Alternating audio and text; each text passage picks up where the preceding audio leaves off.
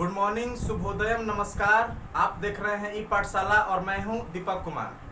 दोस्तों, ई पाठशाला के यूट्यूब चैनल पे आप सबका स्वागत है और मैं दीपक कुमार आज आपके लिए एक बार फिर से हाजिर हूं आपके लिए एक नए वीडियो के साथ में।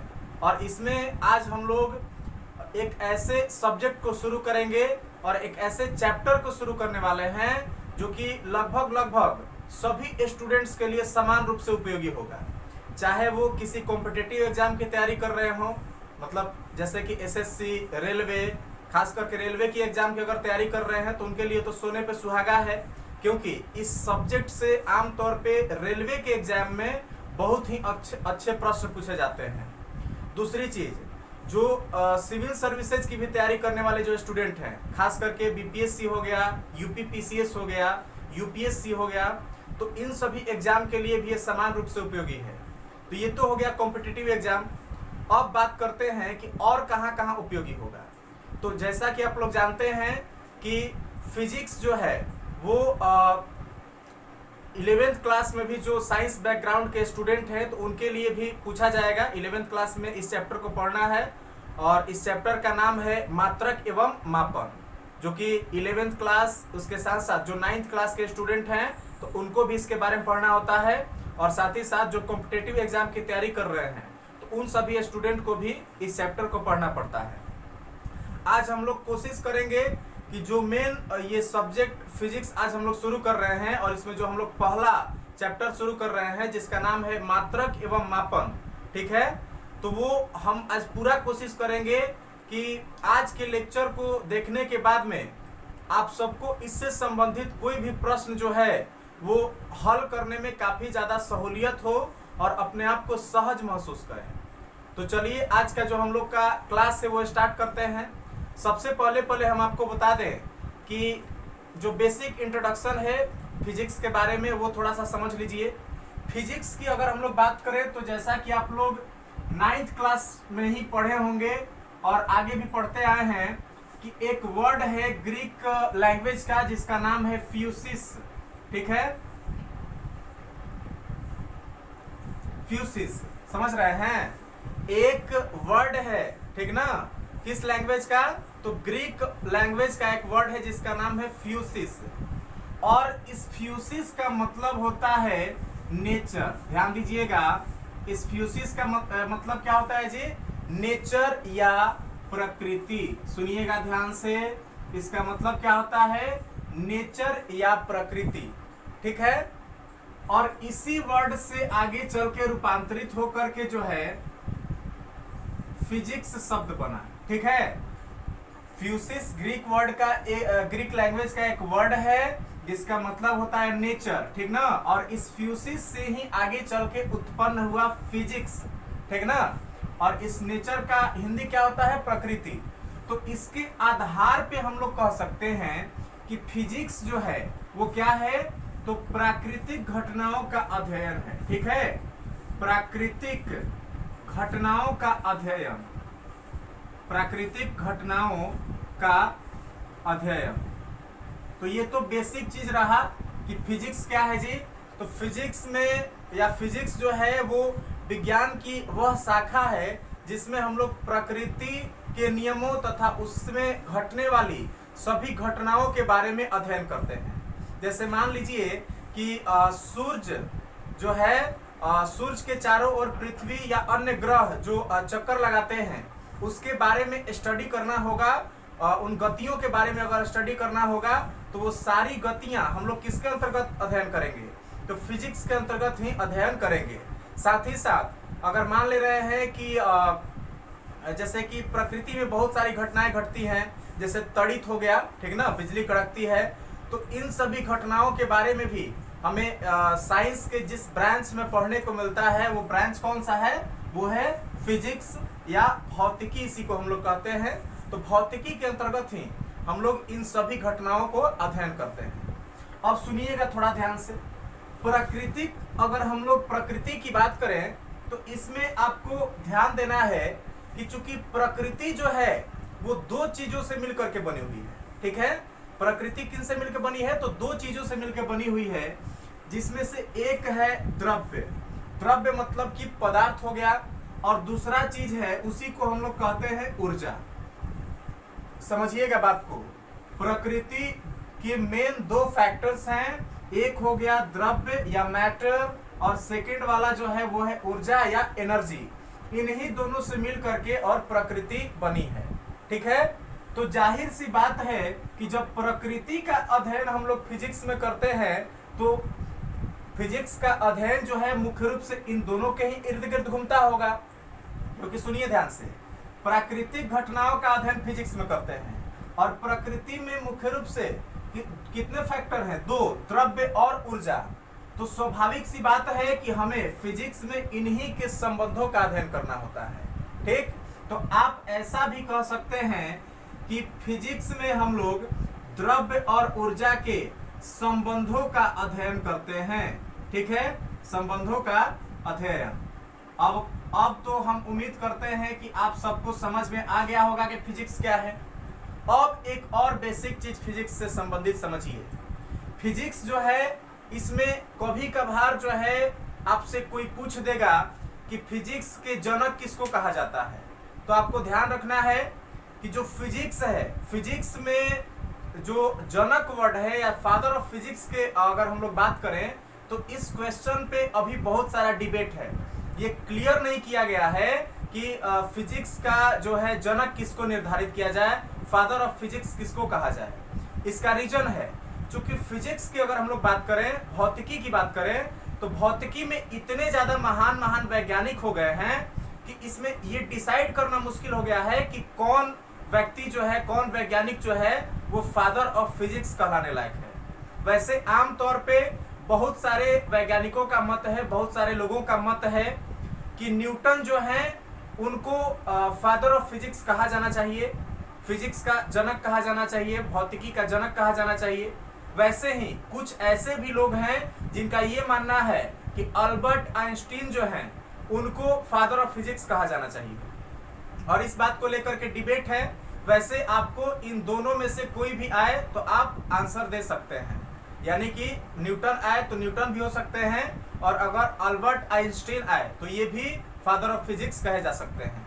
इसके अतिरिक्त एक और वैज्ञानिक है जिनका नाम है गैलीलियो गैलीली, तो वो भी आमतौर पे फादर ऑफ फिजिक्स के दौड़ में शामिल हैं, तो उनको भी कहीं कहीं मिलेगा कि फादर ऑफ फिजिक्स है। ठीक, तो इससे आपको कंफ्यूज नहीं होना है, इससे आमतौर पे आपसे प्रश्न नहीं पूछे जाएंगे, ये सिर्फ जानकारी के लिए होता है। यहाँ पे डेफिनेशन भी आपसे नहीं पूछेगा किसी परीक्षा में, लेकिन चूंकि आप फिजिक्स को आज पढ़ना शुरू कर रहे हैं तो मुझे ऐसा लगा कि आपको इतना तो जानकारी होना चाहिए फिजिक्स के बारे में कि फिजिक्स क्या है, इसके फादर ऑफ फिजिक्स मतलब कौन है। तो ये छोटी छोटी बातें जो है ये आपको जानकारी होनी चाहिए, क्योंकि इस तरह के प्रश्न जो है आपके आसपास के लोग जो है काफी ज्यादा मात्रा में पूछ सकते हैं। ठीक, तो चलिए मेन जो आज हम लोग का चैप्टर जो हम लोग शुरू करने वाले हैं फिजिक्स में, जिसका नाम है भौतिक राशियां तथा उनके मात्रक और मापन, इस चैप्टर को आज हम लोग अब शुरू करेंगे। चलिए ध्यान से सुनिएगा सब लोग। चैप्टर का नाम क्या है जी? तो भौतिक राशियां, ध्यान से समझिएगा, भौतिक राशियां, भौतिक राशियां तथा मात्रक, ध्यान से समझिएगा, भौतिक राशियां तथा मात्रक, ये हम लोग का आज का चैप्टर है। इसी में हम लोग विमा भी पढ़ेंगे कि किसी भी भौतिक राशि का विमा क्या होगा। ठीक, तो समझिए बात को, क्या क्या हम लोग को पढ़ना है इस चैप्टर में। तो पहला चीज हम लोग पढ़ेंगे कि भौतिक राशियां क्या होती हैं, उनके टाइप कौन कौन से हैं, ये हम लोग सबसे पहले यहाँ पे पढ़ेंगे। दूसरी चीज हम लोग पढ़ेंगे मात्रक के बारे में कि कोई भी भौतिक राशि जो है तो उसके मात्रक क्या हो सकते हैं, ये पढ़ेंगे। उसके बाद में हम लोग जो विमा होता है भौतिक राशि का वो हम लोग पढ़ेंगे इस चैप्टर में। तो चलिए आज का जो मेन हम लोग का चैप्टर है उसमें आगे का हम लोग जो है पढ़ाई शुरू करते हैं, और इसमें सबसे पहले हम लोग देखते हैं भौतिक राशि के बारे में। ठीक है, भौतिक राशि, तो सुनिए ध्यान से, भौतिक राशि होती क्या है।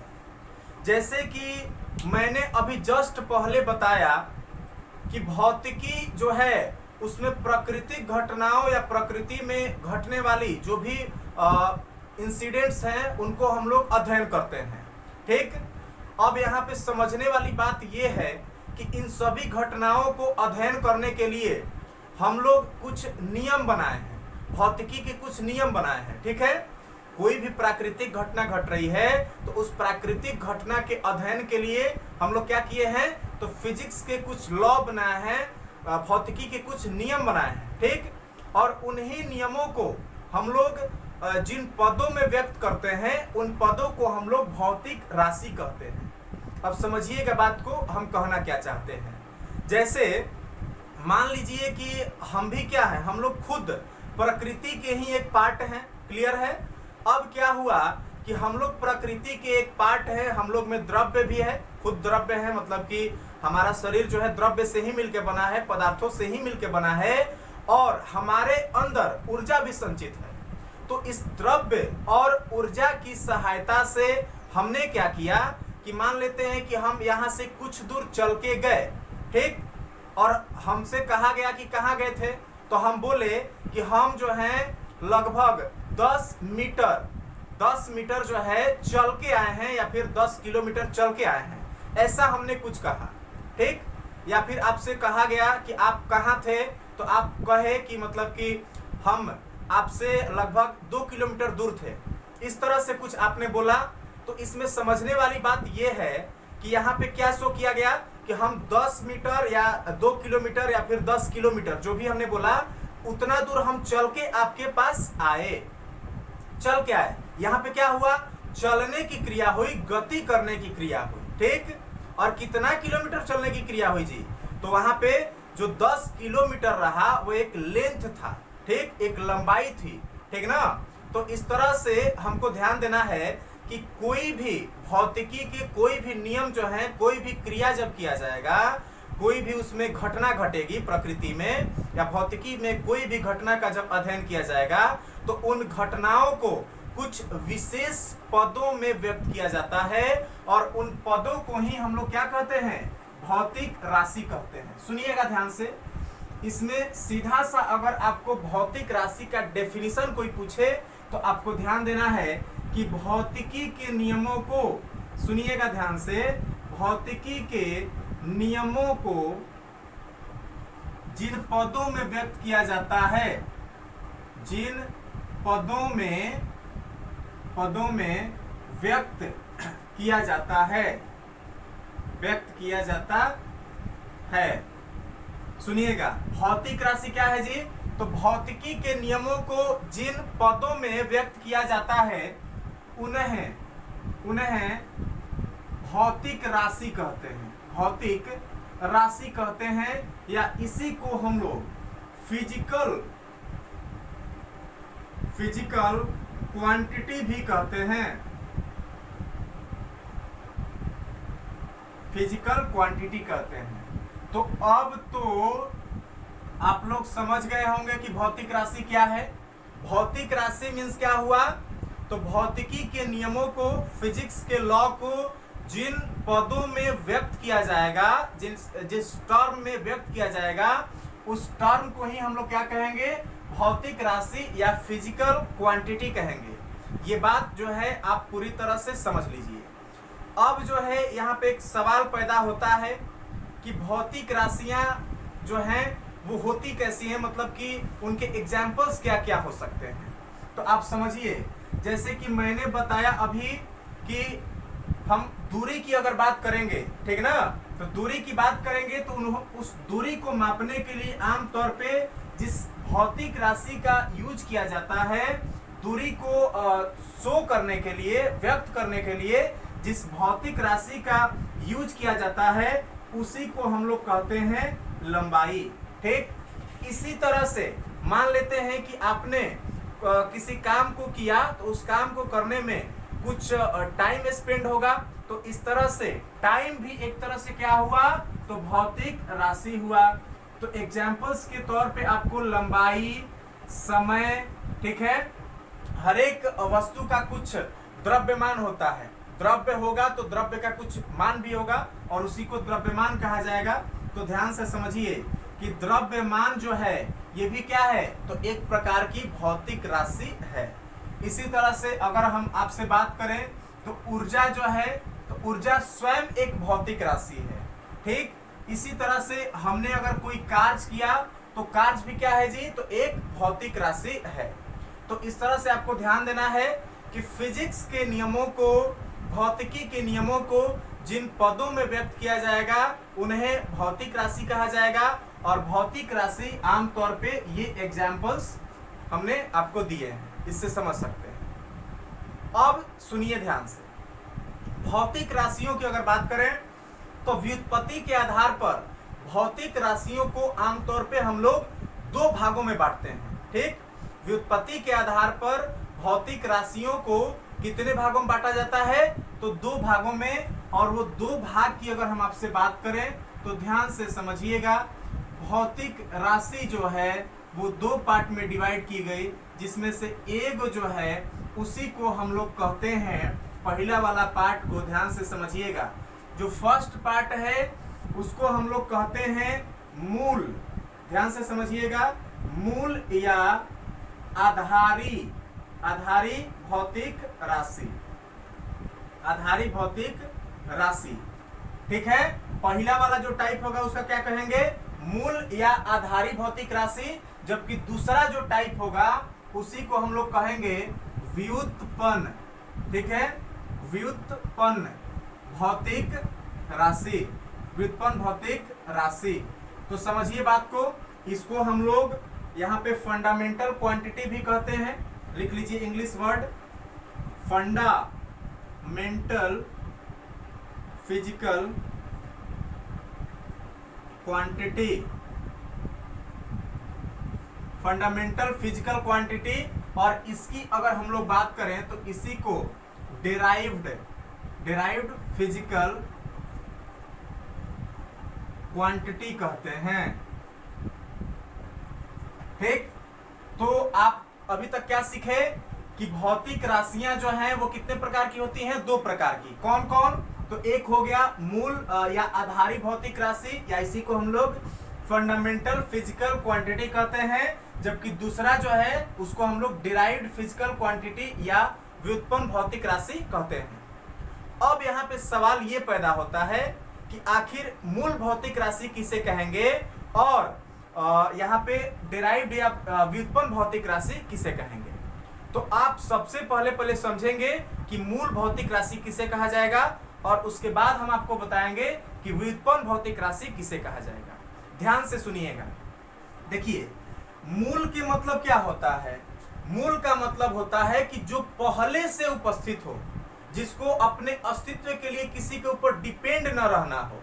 ठीक है ना, मूल का मतलब क्या होता है, जो जड़ हो। मूल का मतलब जड़, यानी कि जहां से किसी भी चीज की शुरुआत हो, मतलब कि वो किसी और पे डिपेंड न हो। तो सुनिए ध्यान से, यही दो वर्ड जो हैं इसके डेफिनेशन बना देते हैं। क्या, तो सुनिएगा ध्यान से, मूल या आधारिक भौतिक राशि की अगर हम लोग बात करें तो आपको ध्यान देना है कि ये भौतिक राशियां जो हैं ये स्वतंत्र अस्तित्व होता है इनका, स्वतंत्र अस्तित्व का मतलब क्या हुआ कि ये किसी अन्य राशि पे या किसी भी अन्य चीज पे, किसी अन्य फैक्टर पे ये डिपेंड नहीं होते हैं। ठीक ना, मूल भौतिक राशि की बात की जाएगी तो ये पहले से उपस्थित भौतिक राशि हैं और ये किसी भी अन्य भौतिक राशि पे डिपेंड नहीं होते हैं। और इन्हीं भौतिक राशियों को हम लोग मूल या आधारी भौतिक राशि कहते हैं। इनका स्वतंत्र अस्तित्व होता है, ये किसी अन्य भौतिक राशि पे डिपेंड नहीं होते हैं। ये वर्ड जो है आपको क्लियर रखना है। इतना वर्ड अगर आप जान गए तो मतलब समझिए कि आपका मूल भौतिक राशि का डेफिनेशन क्लियर हो गया। ठीक है, आपसे पूछेगा कि मूल भौतिक राशि किसे कहते हैं, तो मूल भौतिक राशि का मतलब हुआ कि जो पहले से भौतिक राशियां उपस्थित हैं, जिनको अपने अस्तित्व के लिए किसी अन्य भौतिक राशि पे डिपेंड न होना पड़े, उन्हीं भौतिक राशियों को हम लोग मूल या आधारी भौतिक राशि या फंडामेंटल फिजिकल क्वांटिटी कहते हैं। अब सुनिए एक और महत्वपूर्ण चीज, आपसे पूछेगा कि वर्तमान में मूल भौतिक राशियों की संख्या कितनी है। तो सुनिएगा ध्यान से, वर्तमान में अगर संख्या पूछे मूल भौतिक राशियों की तो आपको ध्यान देना है कि अभी जो है टोटल भौतिक राशियों की संख्या 7 है। मतलब वर्तमान समय में भौतिक राशियों की संख्या टोटल कितनी है? 7। ये कौन कौन सी हैं ये भी आप समझ लीजिए। सबसे पहले यहाँ पे तो हम दो या तीन तो यहाँ पे पहले से ही लिखे हुए हैं, उसको पहले लिखिए। सबसे पहला क्या हो जाएगा जी? लंबाई। लंबाई किसी चीज पे डिपेंड होता है? बताइए तो, लंबाई डिपेंड है थोड़ी है। लंबाई जो है ये स्वतंत्र अपना अस्तित्व रखता है, तो इस तरह से लंबाई क्या होगा? तो लंबाई जो है ये आपका यहाँ पे स्वतंत्र भौतिक राशि हुआ, ठीक ना, या मूल भौतिक राशि हुआ।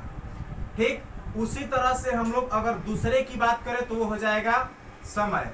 समय जो है ये भी किसी अन्य भौतिक राशि पे डिपेंड नहीं होता है। तीसरे की बात करें हम लोग तो वो हो जाएगा आपका द्रव्यमान। द्रव्यमान जो है ये भी किसी पे डिपेंड नहीं होता है। चौथा सुनिए, चौथा की अगर बात करें तो वही आपका हो जाएगा विद्युत धारा। विद्युत धारा, ठीक, तो विद्युत धारा जो है ये भी किसी अन्य पे डिपेंड नहीं होता है। पांचवा सुनिए, पांचवा जो है इसमें आप ले सकते हैं तापमान, ठीक ना। तो सुनिए ध्यान से, लंबाई, समय, द्रव्यमान, विद्युत धारा, तापमान, 5 को तो एकदम आसानी से याद हो गया है। अब सुनिए छठवा, सुन लीजिए जी। छठवा की अगर हम लोग बात करें तो इसी में रखा जाता है ज्योति। ज्योति तीव्रता, इसको क्या कहा जाता है जी? ज्योति तीव्रता या ल्यूमिनस इंटेंसिटी इसको कहा जाता है। और सातवां जो सबसे लास्ट वाला है, जो सबसे लास्ट में जिस भौतिक राशि को ऐड किया गया उसका नाम है पदार्थ का परिमाण, ठीक है, पदार्थ का परिमाण, ठीक है, पदार्थ का परिमाण। तो इस तरह से आपको ध्यान देना है। टोटल भौतिक राशियां जो है, मूल भौतिक राशियां टोटल कितनी है? 7 हैं। कौन कौन? लंबाई, समय, द्रव्यमान, विद्युत धारा, तापमान, उसके बाद में ज्योति तीव्रता और पदार्थ का परिमाण। बस एकदम सिंपल है, एकदम राइमिंग के साथ मारिए ना जी, राइमिंग के साथ मारिए। लंबाई, समय, द्रव्यमान, विद्युत धारा, तापमान, ज्योति तीव्रता और पदार्थ का परिमाण। बस क्लियर है, हो गया, एकदम साथ के साथ याद तो हो गया। और सुनिए, ये तो कहानी रहा मूल भौतिक राशि का, तो इतने पे छोड़ दीजिएगा, आगे भी सीखिए, आगे सीखिए। अब जहां तक हम लोग बात करें व्युत्पन्न भौतिक राशि का, तो सुनिएगा, व्युत्पन्न मतलब यहाँ पे उत्पन्न वर्ड आ रहा है। व्युत्पन्न मतलब किसी दूसरा से उत्पन्न हुआ है।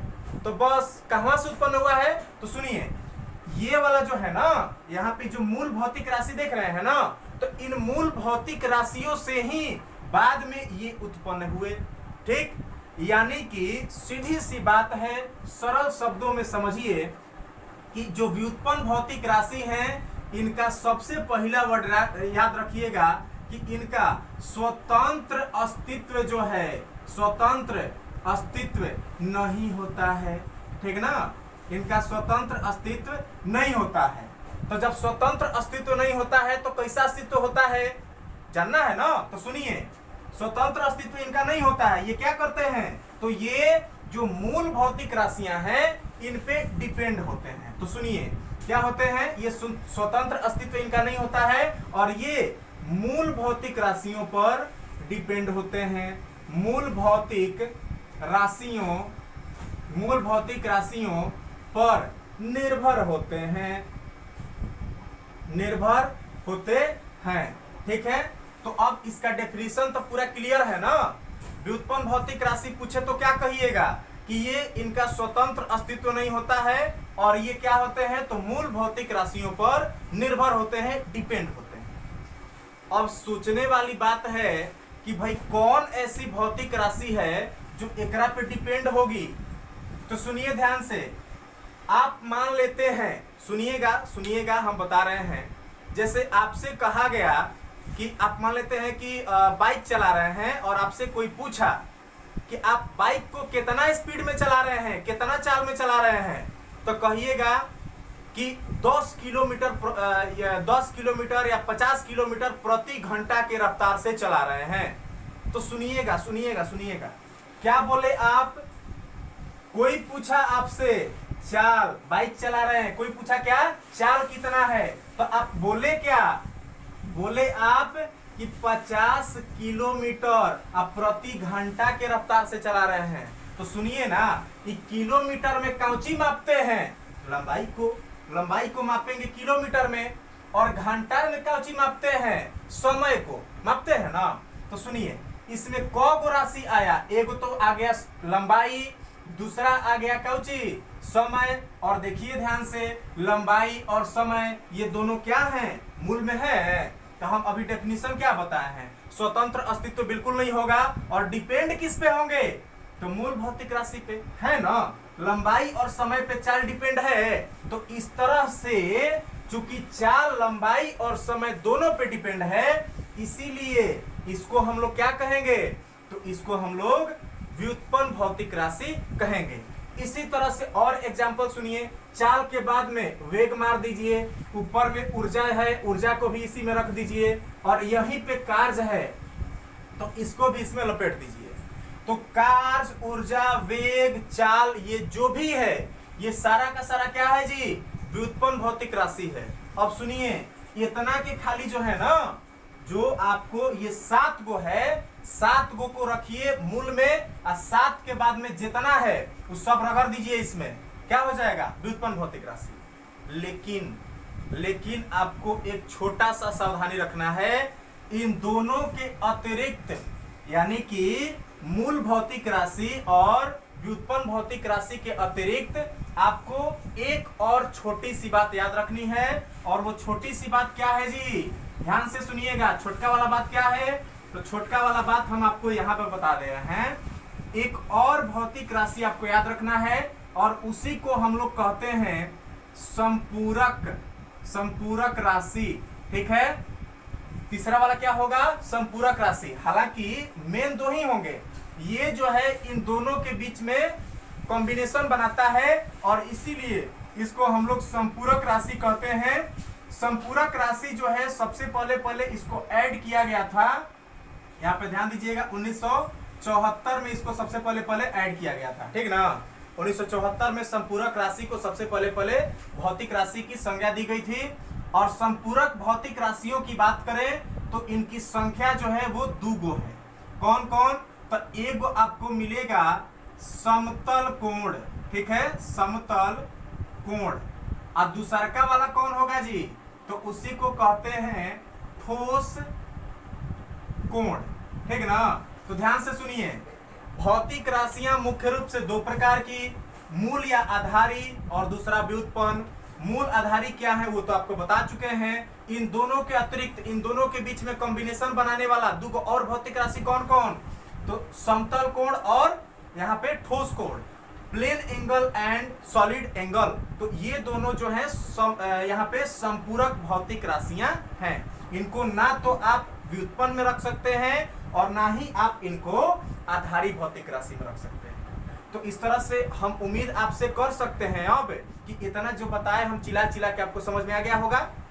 अगर आ गया है तो आप वीडियो को लाइक जरूर कर दीजिएगा, जिससे कि हमको ऐसा लगे कि हाँ जी आप समझे हैं, ठीक ना। और कमेंट भी करके बता दीजिएगा कि आपको पूरा समझ में आ गया है। अगर इसमें कोई चीज नहीं समझ में आया है तो कमेंट में लिखिए, हम आपको उसका जवाब अगले वीडियो में दे देंगे।